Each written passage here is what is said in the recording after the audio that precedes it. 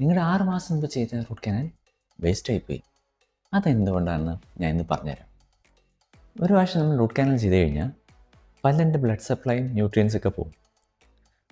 ഇത് അവസാനം ഒരു ഉണക്കത്തണ്ട് കഷ്ണം പോലെ ജീവനില്ലാത്തൊരു സാധനമായിരിക്കും പല്ല്. ക്ലിനിക്കിൽ വന്നിട്ട് പേഷ്യൻസ് ഇങ്ങനെ പറയാറുണ്ട്, 6 മാസത്തിന് മുകളിൽ ആയി റൂട്ട് കനാൽ ചെയ്തിട്ട് പിന്നെ ക്രൗൺ വെച്ചില്ല. എന്താണെന്ന് ചോദിച്ചപ്പോൾ അവർക്ക് ഒന്നുകിൽ അത് എക്സ്പെൻസീവായിട്ട് തോന്നും, അല്ലെങ്കിൽ പിന്നെ ആട്ടെന്ന് വിചാരിച്ചു.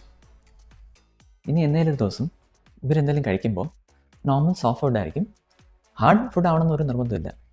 പെട്ടെന്ന് അത് ക്രാക്കായി ഒടിഞ്ഞു പോകും. ഈ ഒടിഞ്ഞ പല്ല് നമുക്കൊന്നും ചെയ്യാൻ പറ്റില്ല. അതാണ് എൻ്റെ ഏറ്റവും വേഴ്സ്റ്റ് സിറ്റുവേഷൻ.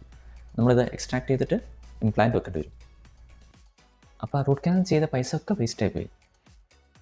ക്രൗൺ ചെയ്യാതെ റൂട്ട് കനാൽ ചെയ്തിട്ട് പൈസ ലാഭിക്കാമെന്ന് വിചാരിച്ചപ്പോൾ അതിലും കൂടുതൽ പൈസയാണ് നമുക്ക് ചിലവാകുന്നത്. അപ്പോൾ റൂട്ട് കനാൽ ചെയ്തിട്ട് ക്രൗൺ ചെയ്യാത്തവർ ഇന്ന് തന്നെ പോയിൻറ്റ് ബുക്ക് ചെയ്യുക.